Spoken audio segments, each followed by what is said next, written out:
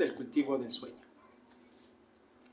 El ensueño no consiste en lo que soñamos, sino en su control. Como cualquier otro tipo de cultivo, el control se ejercita en forma gradual. La lengua náhuatl distingue 4 estados básicos del sueño, caracterizados por su grado de control. 1. Temor. Es la pesadilla. Quien lo experimenta es el animal que cargamos con nosotros. Las pesadillas prueban que bajo la piel del ser humano vive un simio con todos los temores de la selva. Este tipo de sueño se caracteriza por la angustia derivada del miedo a lo desconocido o del choque entre los instintos animales y los valores humanos. 2. Muerte o desvanecimiento humano. Es el sueño común, sin cultivo. Experimenta nuestra condición humana, la imagen que tenemos de nosotros mismos. Se caracteriza por la sugestión, la tendencia a quedar atrapados en las impresiones que recibimos. Al despertar, percibimos este sueño como lo que es una banalidad. Por eso le apodamos el sueño vano y por eso tendemos a olvidarlo. 3. Sueño florido. Es el sueño lúcido, en el que somos vagamente conscientes de estar soñando. Tal grado de conciencia nos lleva a dirigir el sueño hacia lo que nos resulta placentero y especial, de ahí que nos impacta tanto. Este sueño se percibe como una revelación porque quien lo experimenta es el nahual, pero un nahual indisciplinado, dominado por el ego. Las fuentes de la náhuatl también aplican el término temixcuy al sueño inducido, sea por un sujeto o por un hipnotizador. Como vemos en la siguiente cita, yo, el que susurra en la noche, te invoco, sopor hipnótico. Ahora el número 4, el sueño controlado, es aquel en que cumplimos con ejercicios propuestos en la vigilia. Quien lo experimenta es el náhuatl entrenado, es decir, el náhuatl conducido por su voluntad, no por el ego. Este grado de sueño nos pone en contacto con el mundo de las causas, por ello produce a éxtasis. Ensoñar. Como aprender a caminar, hablar o leer requiere educación. La naturaleza nos provee con las herramientas necesarias, pero no nos induce a usarlas. Todos nosotros recibimos un entrenamiento inicial de ensueño cuando nuestros padres nos prohibieron orinarnos en la cama. El modo como lo hicieron fue motivándonos a atender. Llega un momento en que el niño es capaz de preguntarse, ¿estoy dormido?, despertando de inmediato para evitar el accidente. Sin embargo, y es una pena, por lo general nuestro aprendizaje no pasa de ahí, pues nuestros padres heredaron una cultura que desconfía del sueño, viéndolo como un ámbito de conciencia inútil, cuando no peligroso o satánico. Algunas culturas de la antigüedad descubrieron que este grado inicial de control se puede desarrollar mediante el entrenamiento. No solo podemos evitar el mojar la cama, sino también el entregarnos pasivamente a las sugestiones oníricas como resultado de la mayor implicación de nuestra vida. Debido a que ensoñar no es una predisposición natural o cultural, quien lo intenta enfrenta ciertas barreras. A medida que las vence puede penetrar en 7 niveles de conciencia o compuertas. En este estudio, umbrales. Tales umbrales se vinculan con la activación de nuestros 7 centros perceptuales. Además, siendo el órgano de la acción, las manos encierran un simbolismo de intento y capacidad creativa que describe cabalmente el arte del ensueño. No es casual que uno de los más antiguos y comunes símbolos sagrados en todas las Américas sea una mano sencilla o provista de un ojo que representa la conciencia. Podemos elegir cualquier otra tarea, por ejemplo, buscar determinado objeto como una flor, asomarnos a un espejo, volar o pronunciar la palabra intento. Es prudente que el reto esté al alcance de la voluntad, pues el ensoñador requiere del estímulo que le proporciona su primera victoria. Una tarea demasiado complicada probablemente lo desanime. Cumplir con la tarea proyecta el náhuatl. Las manos, el rostro o la voz que vemos y escuchamos al soñar no pertenecen al cuerpo físico, pues este quedó tendido ahí donde quedó la cama, sino al náhuatl, también llamado xolotl, el doble. Esto no significa que el náhuatl tenga forma humana, lo humanizamos en un intento de entendernos. La primera tarea del ensueño es crucial. Luego vendrán otras, pero ese momento de poder abre la puerta. Los anahuacas le llamaban pulir la piedra, transformar una piedra bruta en brillante jade. Al principio, cumplir la tarea detona reacciones emocionales que pueden hacer que el practicante despierte o pierda el control y derive en un sueño común. La solución es seguir intentando. Con el tiempo aprendemos a mantener un estado de serenidad, aún en presencia de las más extrañas visiones del ensueño. Cumplir esta tarea abre el primer nivel de ensueño. En adelante, cada vez que el practicante se busque las manos o el objeto elegido, estará ensoñando, se encuentre en la vigilia o el sueño. Aprenderá de modo vivencial lo que quieren decir esos chamanes e iniciados y los textos sagrados de la tierra con la palabra despertar. Algunos practicantes vencen su reto de inmediato, otros deben luchar durante años. Todo el que intenta lo consigue, pero hay quienes no pueden intentarlo. Todo depende de la cantidad de energía disponible en su cuerpo. Si invertimos toda nuestra energía en preocupaciones y rutinas cotidianas, nos sentiremos tan agotados a la hora de dormir que relegaremos la práctica una y otra vez. Para un joven es más fácil, pero un adulto necesita hacer ciertos ajustes en su vida. Para ensoñar es fundamental que ahorremos la energía sexual. Si quiere seguir avanzando, el practicante tiene que encontrar un equilibrio delicado. Por un lado, debe evitar toda represión sexual porque la sexualidad insatisfecha inhibe el ensueño. Por el otro, debe evitar entregarse en forma exagerada a la masturbación o a las relaciones sexuales. El equilibrio es la clave. El equilibrio. Vencer este reto abre otra dimensión del centro sexual. El ensueño es el tipo de sexualidad. Es un tipo de sexualidad, solo que en lugar de aplicarse a la creación de hijos físicos, se orienta a la creación de ese hijo figurado que es el doble de ensueños. El hijo que somos en el mundo espiritual. Por razones biológico-evolutivas, la energía sexual se activa particularmente desde 2 noches antes de la luna llena. Aunque nuestro intento de ensoñar debe ser permanente, vale la pena prestar atención especial al ensueño en esas noches e incluso prepararse. Cuarta barrera del ensueño. La cuarta barrera es el descontrol. El ensoñador ha entrado a un mundo que no conoce. Debe aprender a lidiar con las visiones del Nahual. Lo consigue explorando ese mundo. Este reto se compone de 7 tareas que podemos asumir en forma simultánea o por separado, no importa en qué orden. Cumplirlas abre el tercer umbral del ensueño y activa el centro umbilical, relacionado con el ego, la curiosidad y el deseo de superación. La primera tarea es limpiar el agua. Nuestro plano subconsciente se manifiesta en sueños como agua, que suele ser subterránea, estancada, contaminada o agitada con olas o con un tsunami. Hay que enfrentar el agua, calmarla y aclararla. Después hemos de entrar a ella o permitir que nos inunde. Las barreras del ensueño se vencen cuando las transformamos en retos. Por ello, el aspirante a ensoñador debe tener un espíritu guerrero. Un ensoñador vence sus retos asignándose ciertas tareas en su vigilia para cumplirlas una vez que va a la cama.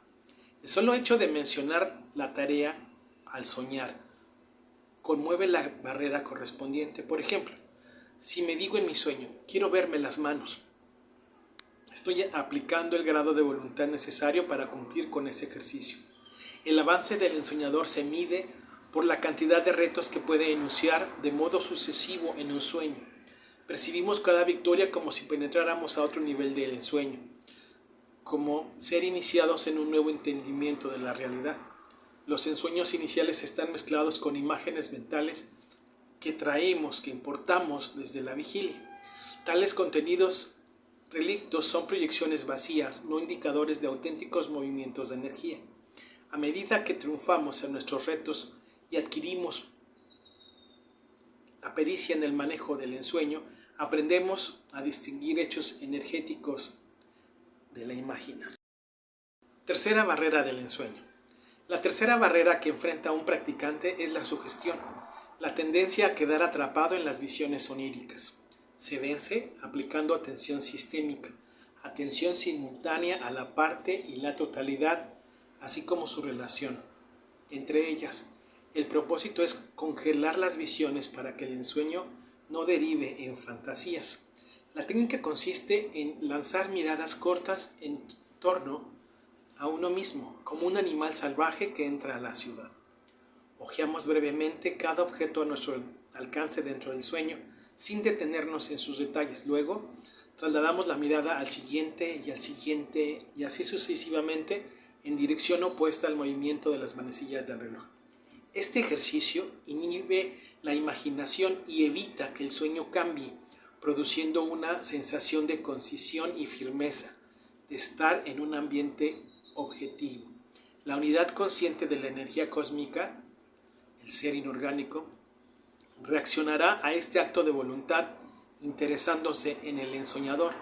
La energía adopta formas conocidas que simbolizan el paso a otra dimensión, como una puerta, una ventana, un recipiente, una pintura en la pared, o cualquier otro objeto reluciente, una imagen antropomórfica, un rostro, ojo o un punto luminoso. El emblema de paso a este umbral destacará del ambiente porque no es una simple visión, irradia energía propia. Debemos centrarnos en él, controlando la emoción para sintonizar con la energía orgánica, pues necesitamos de ella para adentrarnos en el ensueño. El ensueño es un portal, un espacio donde se citan conciencias de todo tipo. No es asunto a entender o discutir, sino a experimentar. El ensoñador experimentará este contacto de modos diversos. Pueden producir sensaciones irritantes, nauseabundas, atemorizantes, estimulantes o placenteras. Por lo general, tales sensaciones están asociadas a ciertos colores. Por ejemplo, el rojo y el naranja producen sensaciones desagradables. El verde induce a la suspicacia y al sigilio. El ámbar, tonalidades amarillas, a la familiaridad, mientras que el azul nos limpia y llena de paz. Si el ensoñador alberga creencias religiosas, le será fácil en ese momento visualizar a ángeles o demonios, de acuerdo a su creencia religiosa. Tales visiones son un impedimento, por ello se recomienda al ensoñador que se limpie de creencias. El principio práctico frente a estas sensaciones es mantener la calma. No debemos huir de las desagradables ni entregarnos a las agradables. Solo los ensoñadores sobrios y despegados pueden seguir adelante. Fijar el ensueño abre el segundo umbral del ensueño y activa las fibras mentales. Para un vidente, el centro ventral es un manojo de fibras tentaculares color de luna. Con ellas manipulamos las visiones del ensueño.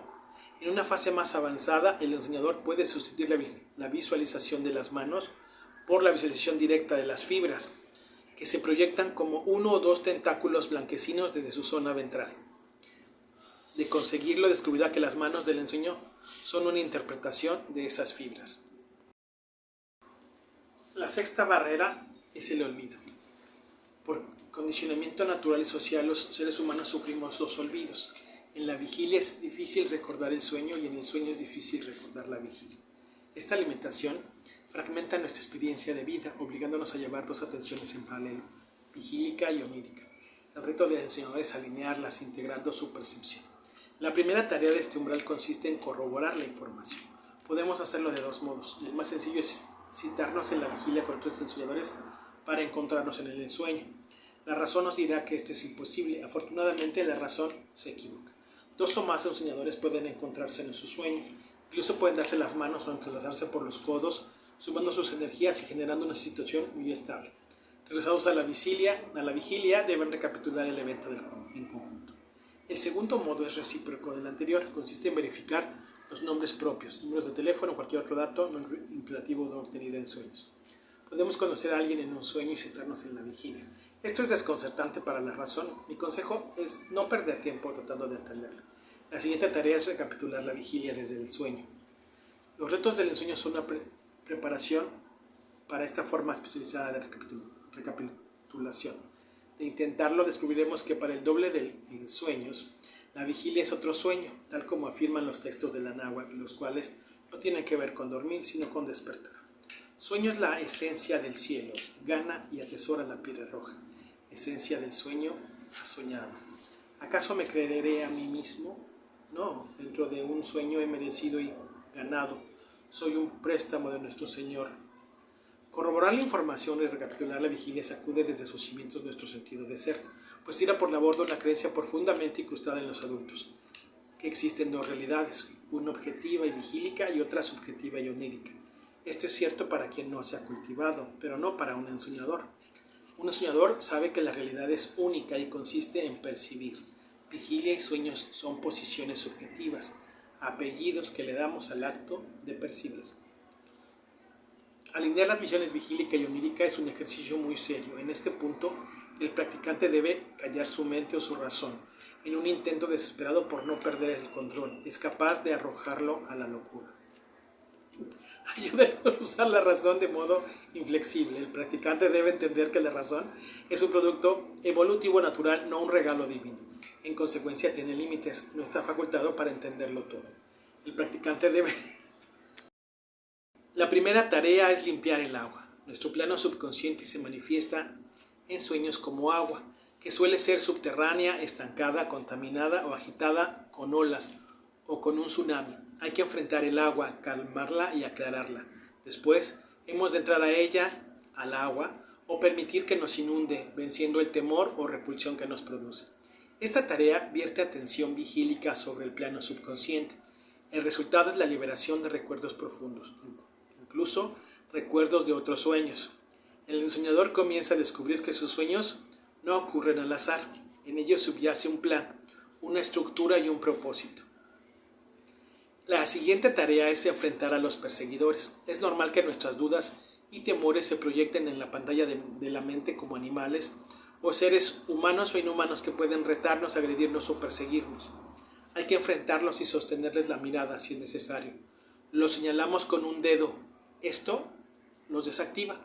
La meta de esta tarea es controlar el miedo. Los perseguidores se alimentan de emociones y prefieren el miedo. El ensoñador que sucumbe al miedo no visitará el siguiente nivel del ensueño. La tercera tarea es enfrentar a los tentadores. Los apegos y deseos no resueltos del ensoñador se le proyectarán como personas, cosas o situaciones que lo tientan. Ceder a ellos es ceder a una fantasía.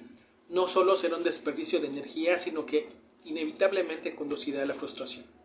El ensoñador debe hacer lo mismo que con los perseguidores, enfrentarlos y disiparlos con su ver. El propósito de esta tarea es controlar la ambición. El soñador es como un pez, lo atrapan por su interés. La expectativa de ganancias personales bloquea su avance. Un ensoñador está técnicamente muerto y un muerto no debe tener intereses personales. Desde la perspectiva del yo, el ensueño no tiene utilidad alguna. El ensoñador que no entiende este punto, tarde o temprano, abandona la carrera. La cuarta tarea es explorar las dimensiones de la conciencia, que se presentarán en nuestras visiones como habitaciones, casas, pisos, ciudades o paisajes conectados a través de carreteras, calles, puentes, pasillos, ascensores, estaciones de autobús o embarcaderos. El doble del ensueño, nuestro nahual, es tímido, pero curioso. Hay que estimularlo a que avance con osadía. La quinta tarea consiste en atravesar obstáculos. Nuestros límites y temores se nos presentan en ensueños como callejones sin salida, trampas, muros, montañas, fronteras, ámbitos de peligro y otros tipos de barreras visibles o invisibles. El practicante debe acallar su temor y su tendencia a luchar contra el obstáculo. Comprender que solo es una proyección mental y avanzar. Su decisión deshace las barreras. Algo que suele ocurrir al ensoñador que intenta atravesar obstáculos es que entra en un limbo o espacio no interpretativo entre realidades. Esto se debe a que no esperamos que haya significado intrínseco en una barrera. Por ejemplo, podemos meter la cabeza o el cuerpo en una pared sin salir del otro lado, con un resultado extraordinario. Lo percibimos todo. La sexta tarea es aprender a volar sin alas para llegar a estancias alejadas del ensueño. Para un simio, volar es el símbolo de la liberación. Sin embargo, el vuelo no lo inventaron las aves, sino los reptiles. Los simios también podemos intentarlo. Al principio es probable que el intento del vuelo resulte pesado. Puede que nos sintamos tentados a proyectar los brazos como alas, incluso a agitarlos. Con la práctica descubriremos que volamos con el cuerpo. No volamos con el cuerpo, sino con el intento. Terminar. Una consecuencia interesante de poner en secuencia causal nuestras experiencias oníricas y vigílicas es la sensación de haber vivido durante siglos o milenios. Nuestra perspectiva existencial cambia, la edad del simio deja de ser significativa. Me durmió la pata. Estén soñando. Estén soñando. A ver. En la pata derecha se va a encontrar en el sueño con la pata izquierda. Y ahorita que se despierten, van a platicar. A decir, ¿qué pasotes con esos zapatotes? Uf.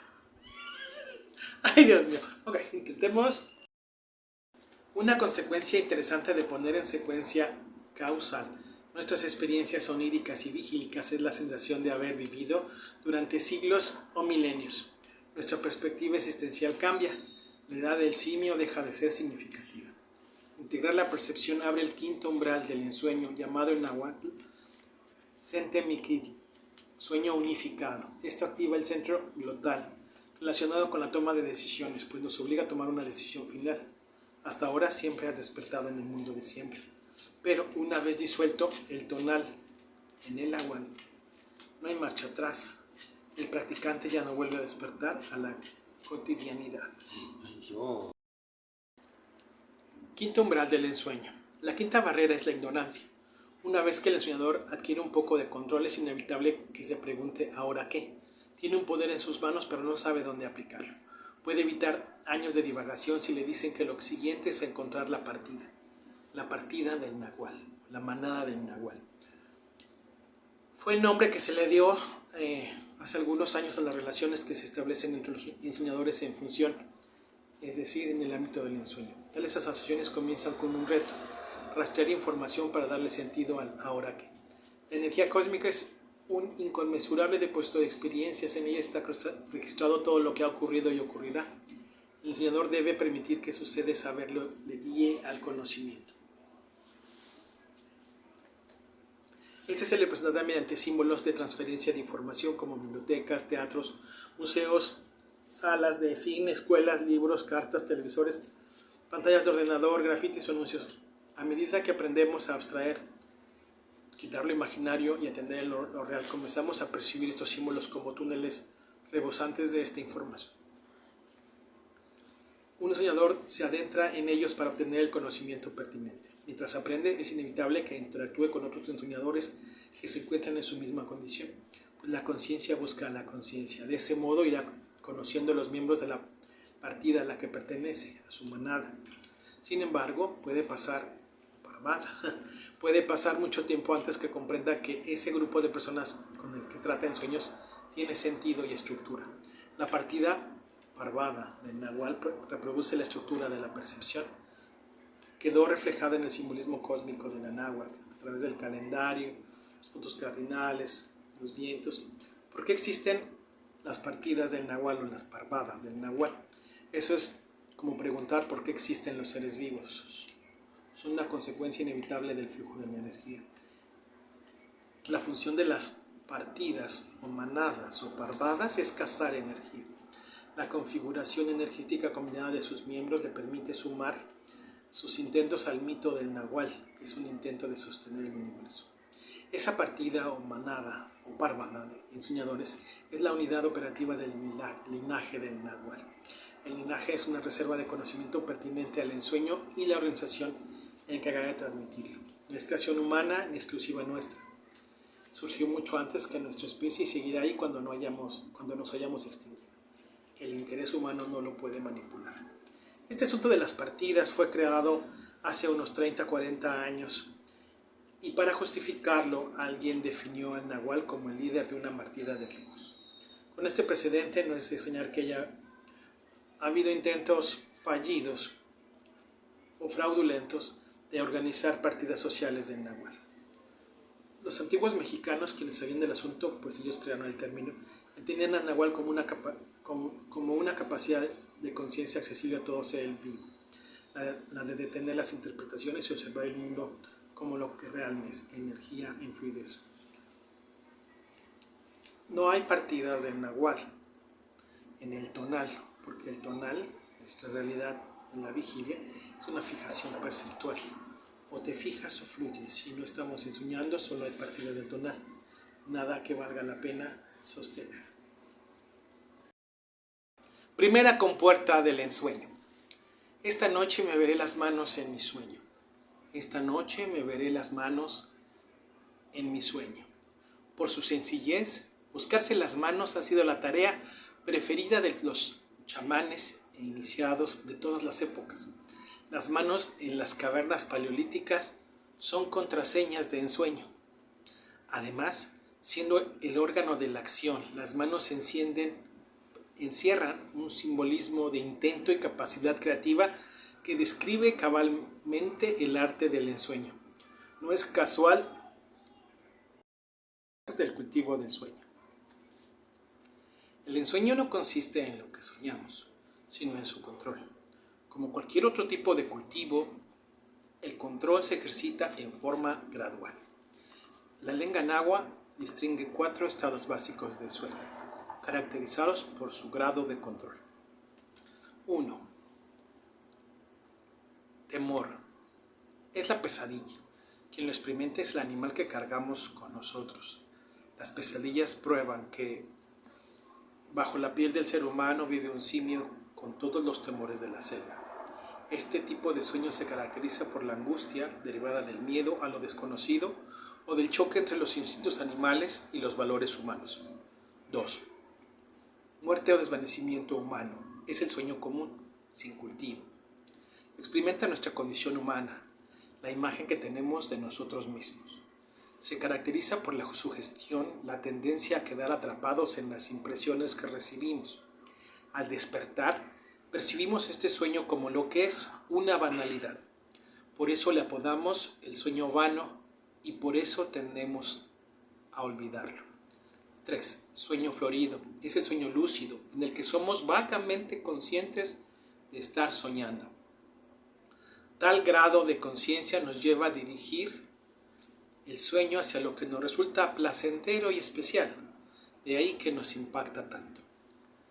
Este sueño se percibe como una revelación porque quien lo experimenta es el nahual, pero un nahual indisciplinado, dominado por el ego. Las fuentes de la náhuatl también aplican el término temixcush al sueño inducido, sea por un sujeto o por un hipnotizador. Como vemos en la siguiente cita: yo, el que susurra en la noche, te invoco, sopor hipnótico. Ahora el número 4, el sueño controlado, es aquel en que cumplimos con ejercicios propuestos en la vigilia. Quien lo experimenta es el náhuatl entrenado, es decir, el náhuatl conducido por su voluntad, no por el ego. Este grado de sueño nos pone en contacto con el mundo de las causas, por ello produce a éxtasis. Ensoñar. Como aprender a caminar, hablar o leer requiere educación. La naturaleza nos provee con las herramientas necesarias, pero no nos induce a usarlas. Todos nosotros recibimos un entrenamiento inicial de ensueño cuando nuestros padres nos prohibieron orinarnos en la cama. El modo como lo hicieron fue motivándonos a atender. Llega un momento en que el niño es capaz de preguntarse: ¿estoy dormido?, despertando de inmediato para evitar el accidente. Sin embargo, y es una pena, por lo general nuestro aprendizaje no pasa de ahí, pues nuestros padres heredaron una cultura que desconfía del sueño, viéndolo como un ámbito de conciencia inútil, cuando no peligroso o satánico. Algunas culturas de la antigüedad descubrieron que este grado inicial de control se puede desarrollar mediante el entrenamiento. No solo podemos evitar el mojar la cama, sino también el entregarnos pasivamente a las sugestiones oníricas, como resultado de la mayor implicación de nuestra vida. Debido a que ensoñar no es una predisposición natural o cultural, quien lo intenta enfrenta ciertas barreras. A medida que las vence, puede penetrar en 7 niveles de conciencia o compuertas. En este estudio, umbrales. Tales umbrales se vinculan con la activación de nuestros 7 centros perceptuales. Primera compuerta del ensueño. Esta noche me veré las manos en mi sueño. Esta noche me veré las manos en mi sueño. Por su sencillez, buscarse las manos ha sido la tarea preferida de los chamanes e iniciados de todas las épocas. Las manos en las cavernas paleolíticas son contraseñas de ensueño. Además, siendo el órgano de la acción, las manos encierran un simbolismo de intento y capacidad creativa que describe cabalmente el arte del ensueño. No es casual los retos del ensueño. Ensoñar. A ver, creo que esto es lo que acabo de hacer. Perdón, un segundo. Además, siendo el órgano de la acción, las manos encierran un simbolismo de intento y capacidad creativa que describe cabalmente el arte del ensueño. No es casual que uno de los más antiguos y comunes símbolos sagrados en todas las Américas sea una mano sencilla o provista de un ojo que representa la conciencia.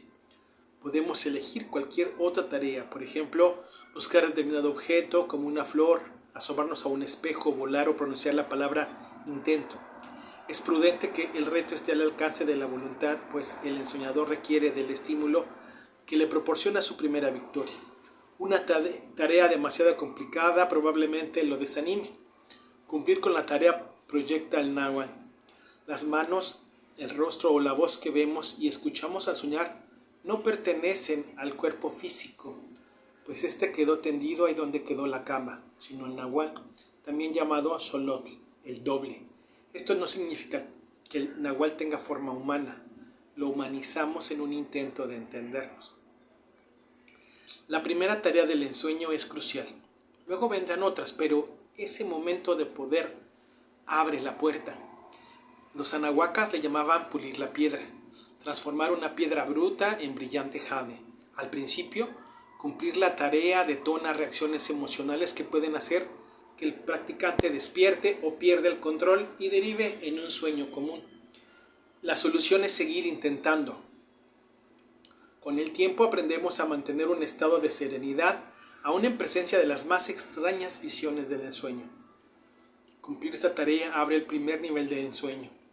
En adelante, cada vez que el practicante se busque las manos o el objeto elegido, estará ensoñando, se encuentre en la vigilia o el sueño. Aprenderá de modo vivencial lo que quieren decir esos chamanes e iniciados y los textos sagrados de la tierra con la palabra despertar. Algunos practicantes vencen su reto de inmediato, otros deben luchar durante años. Todo el que intenta lo consigue, pero hay quienes no pueden intentarlo.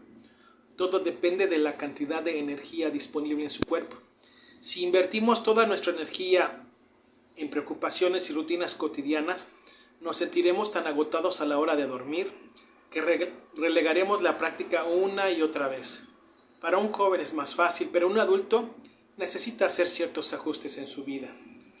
Para ensoñar es fundamental que ahorremos la energía sexual. Si quiere seguir avanzando, el practicante tiene que encontrar un equilibrio delicado. Por un lado, debe evitar toda represión sexual porque la sexualidad insatisfecha inhibe el ensueño. Por el otro, debe evitar entregarse en forma exagerada a la masturbación o a las relaciones sexuales. El equilibrio es la clave. El equilibrio. Vencer este reto abre otra dimensión del centro sexual. El ensueño es el tipo de sexualidad. Es un tipo de sexualidad, solo que en lugar de aplicarse a la creación de hijos físicos, se orienta a la creación de ese hijo figurado que es el doble de ensueños. El hijo que somos en el mundo espiritual.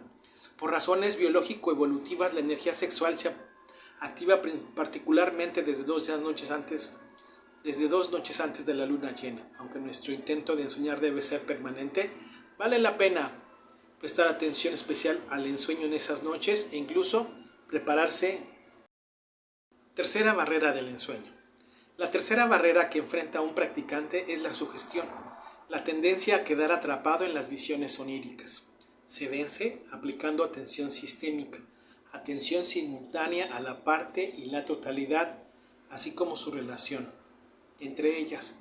El propósito es congelar las visiones para que el ensueño no derive en fantasías. La técnica consiste en lanzar miradas cortas en torno a uno mismo, como un animal salvaje que entra a la ciudad. Hojeamos brevemente cada objeto a nuestro alcance dentro del sueño, sin detenernos en sus detalles. Luego, trasladamos la mirada al siguiente y así sucesivamente en dirección opuesta al movimiento de las manecillas del reloj.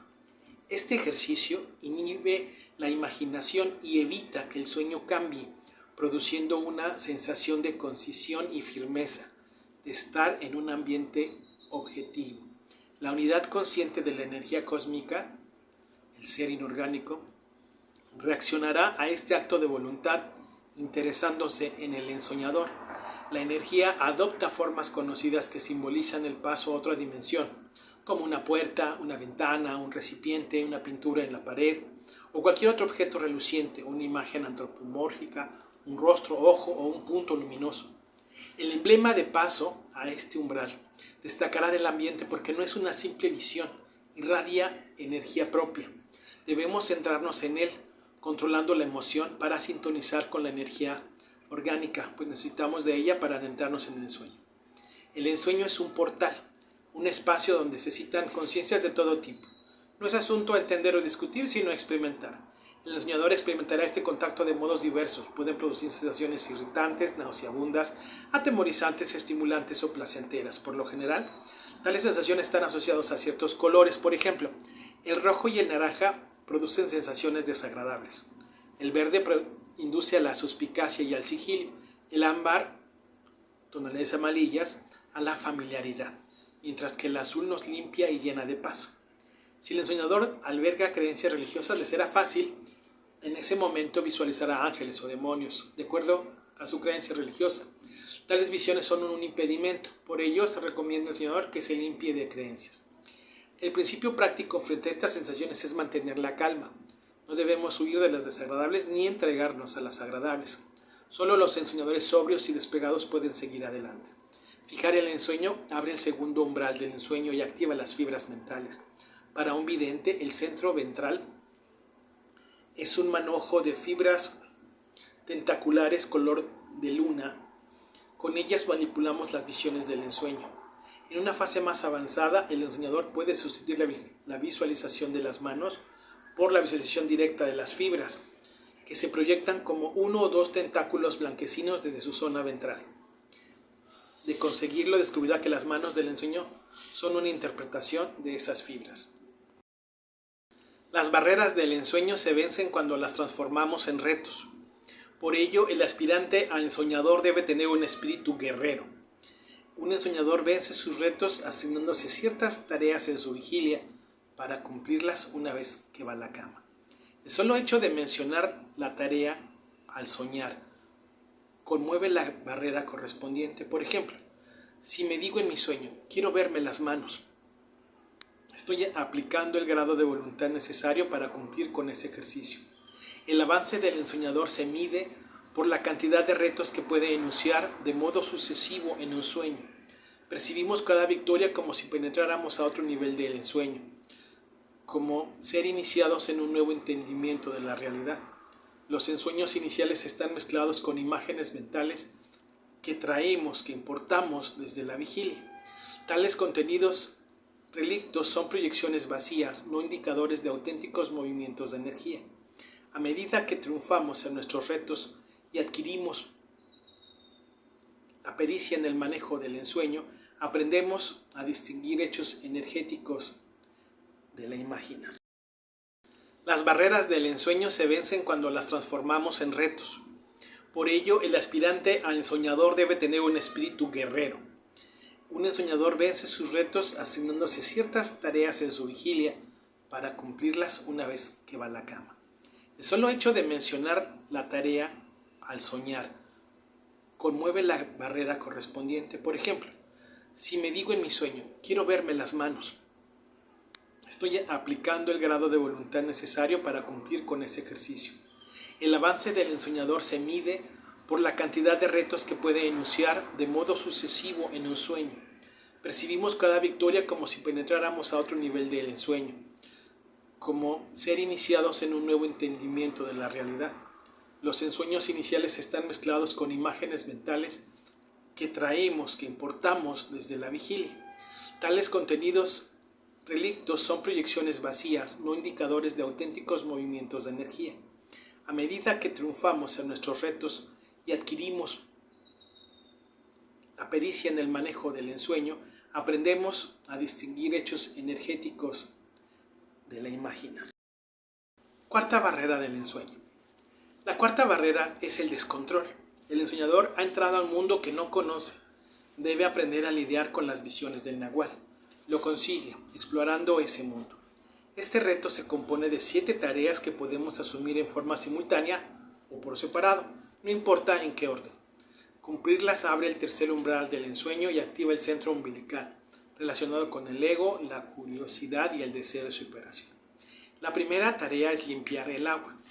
Nuestro plano subconsciente se manifiesta en sueños como agua, que suele ser subterránea, estancada, contaminada o agitada con olas o con un tsunami. Hay que enfrentar el agua, calmarla y aclararla. Después hemos de entrar a ella o permitir que nos inunde. La primera tarea es limpiar el agua. Nuestro plano subconsciente se manifiesta en sueños como agua, que suele ser subterránea, estancada, contaminada o agitada con olas o con un tsunami. Hay que enfrentar el agua, calmarla y aclararla. Después hemos de entrar a ella, al agua, o permitir que nos inunde, venciendo el temor o repulsión que nos produce. Esta tarea vierte atención vigílica sobre el plano subconsciente. El resultado es la liberación de recuerdos profundos, incluso recuerdos de otros sueños. El ensoñador comienza a descubrir que sus sueños no ocurren al azar. En ellos subyace un plan, una estructura y un propósito. La siguiente tarea es enfrentar a los perseguidores. Es normal que nuestras dudas y temores se proyecten en la pantalla de la mente como animales o seres humanos o inhumanos que pueden retarnos, agredirnos o perseguirnos. Hay que enfrentarlos y sostenerles la mirada si es necesario. Los señalamos con un dedo. Esto los desactiva. La meta de esta tarea es controlar el miedo. Los perseguidores se alimentan de emociones y prefieren el miedo. El ensoñador que sucumbe al miedo no visitará el siguiente nivel del ensueño. La tercera tarea es enfrentar a los tentadores. Los apegos y deseos no resueltos del ensoñador se le proyectarán como personas, cosas o situaciones que lo tientan. Ceder a ellos es ceder a una fantasía. No solo será un desperdicio de energía, sino que inevitablemente conducirá a la frustración. El ensoñador debe hacer lo mismo que con los perseguidores, enfrentarlos y disiparlos con su ver. El propósito de esta tarea es controlar la ambición. El soñador es como un pez, lo atrapan por su interés. La expectativa de ganancias personales bloquea su avance. Un ensoñador está técnicamente muerto y un muerto no debe tener intereses personales. Desde la perspectiva del yo, el ensueño no tiene utilidad alguna. El ensoñador que no entiende este punto, tarde o temprano, abandona la carrera. La cuarta tarea es explorar las dimensiones de la conciencia que se presentarán en nuestras visiones como habitaciones, casas, pisos, ciudades o paisajes conectados a través de carreteras, calles, puentes, pasillos, ascensores, estaciones de autobús o embarcaderos. El doble del ensueño, nuestro Nahual, es tímido, pero curioso. Hay que estimularlo a que avance con osadía. La quinta tarea consiste en atravesar obstáculos. Nuestros límites y temores se nos presentan en ensueños como callejones sin salida, trampas, muros, montañas, fronteras, ámbitos de peligro y otros tipos de barreras visibles o invisibles. El practicante debe acallar su temor y su tendencia a luchar contra el obstáculo. Comprender que solo es una proyección mental y avanzar. Su decisión deshace las barreras. Algo que suele ocurrir al ensoñador que intenta atravesar obstáculos es que entra en un limbo o espacio no interpretativo entre realidades. Esto se debe a que no esperamos que haya significado intrínseco en una barrera. Por ejemplo, podemos meter la cabeza o el cuerpo en una pared sin salir del otro lado, con un resultado extraordinario. Lo percibimos todo. La sexta tarea es aprender a volar sin alas para llegar a estancias alejadas del ensueño. Para un simio, volar es el símbolo de la liberación. Sin embargo, el vuelo no lo inventaron las aves, sino los reptiles. Los simios también podemos intentarlo. Al principio es probable que el intento del vuelo resulte pesado. Puede que nos sintamos tentados a proyectar los brazos como alas, incluso a agitarlos. Con la práctica descubriremos que volamos con el cuerpo. No volamos con el cuerpo, sino con el intento. La sexta barrera es el olvido. Por condicionamiento natural y social, los seres humanos sufrimos 2 olvidos. En la vigilia es difícil recordar el sueño y en el sueño es difícil recordar la vigilia. Esta limitación fragmentan nuestra experiencia de vida, obligándonos a llevar dos atenciones en paralelo, vigílica y onírica. El reto del enseñador es alinearlas, integrando su percepción. La primera tarea de este umbral consiste en corroborar la información. Podemos hacerlo de dos modos. El más sencillo es citarnos en la vigilia con otros enseñadores para encontrarnos en el ensueño. La razón nos dirá que esto es imposible. Afortunadamente, la razón se equivoca. Dos o más enseñadores pueden encontrarse en su sueño. Incluso pueden darse las manos o entrelazarse por los codos, sumando sus energías y generando una situación muy estable. Regresados a la vigilia deben recapitular el evento en conjunto. El segundo modo es recíproco del anterior. Consiste en verificar los nombres propios, números de teléfono o cualquier otro dato no imperativo no obtenido en sueños. Podemos conocer a alguien en un sueño y sentarnos en la vigilia. Esto es desconcertante para la razón. Mi consejo es no perder tiempo tratando de entenderlo. La siguiente tarea es recapitular la vigilia desde el sueño. Los retos del ensueño son una preparación para esta forma especializada de recapitulación. De intentarlo, descubriremos que para el doble de sueños, la vigilia es otro sueño, tal como afirman los textos de la náhuatl, los cuales no tienen que ver con dormir, sino con despertar. Sueño es la esencia del cielo, gana y atesora la piedra roja. Esencia del sueño, ha soñado. ¿Acaso me creeré a mí mismo? No, dentro de un sueño he merecido y ganado. Soy un préstamo de nuestro Señor. Corroborar la información y recapitular la vigilia sacude desde sus cimientos nuestro sentido de ser, pues tira por la borda una creencia profundamente incrustada en los adultos, que existen dos realidades, una objetiva y vigílica y otra subjetiva y onírica. Esto es cierto para quien no se ha cultivado, pero no para un ensoñador. Un ensoñador sabe que la realidad es única y consiste en percibir. Vigilia y sueños son posiciones subjetivas, apellidos que le damos al acto de percibir. Alinear las visiones vigílica y onírica es un ejercicio muy serio. En este punto, el practicante debe callar su mente o su razón, en un intento desesperado por no perder el control. Es capaz de arrojarlo a la locura. Ayúdenlo a usar la razón de modo inflexible. El practicante debe entender que la razón es un producto evolutivo natural, no un regalo divino. En consecuencia, tiene límites, no está facultado para entenderlo todo. El practicante debe... Quinto umbral del ensueño. La quinta barrera es la ignorancia. Una vez que el ensoñador adquiere un poco de control, es inevitable que se pregunte ¿ahora qué? Tiene un poder en sus manos, pero no sabe dónde aplicarlo. Puede evitar años de divagación si le dicen que lo siguiente es encontrar la partida del nahual, la manada del nahual. Fue el nombre que se le dio hace algunos años a las relaciones que se establecen entre los ensoñadores en función, es decir, en el ámbito del ensueño. Tales asociaciones comienzan con un reto, rastrear información para darle sentido al ahora que. La energía cósmica es un inconmensurable depósito de experiencias, en ella está registrado todo lo que ha ocurrido y ocurrirá. El enseñador debe permitir que sucede saberlo le guíe al conocimiento.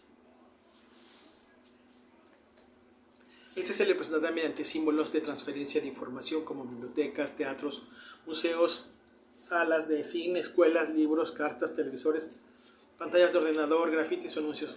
A medida que aprendemos a abstraer, quitar lo imaginario y atender lo real, comenzamos a percibir estos símbolos como túneles rebosantes de esta información.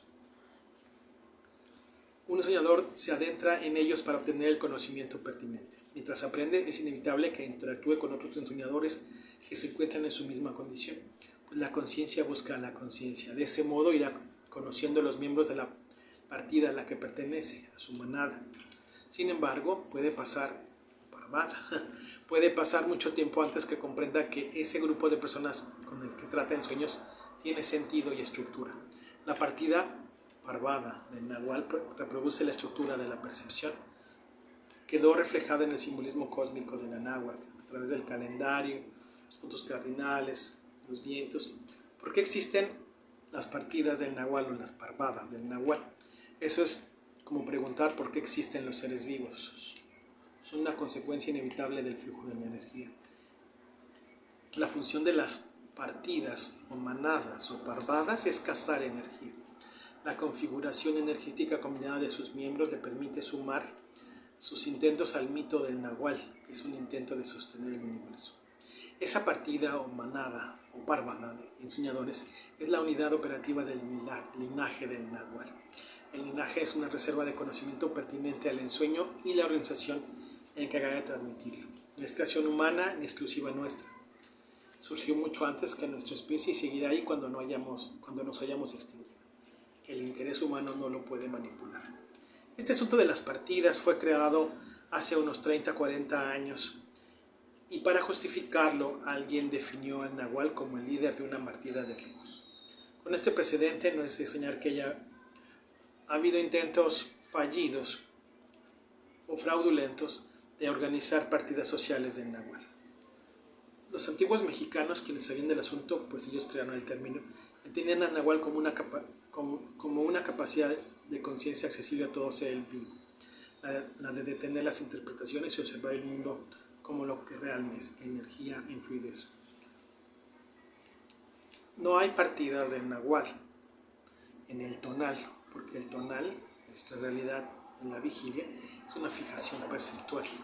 O te fijas o fluyes. Si no estamos ensueñando, solo hay partidas del tonal. Nada que valga la pena sostener. Una consecuencia interesante de poner en secuencia causal nuestras experiencias oníricas y vigílicas es la sensación de haber vivido durante siglos o milenios. Nuestra perspectiva existencial cambia.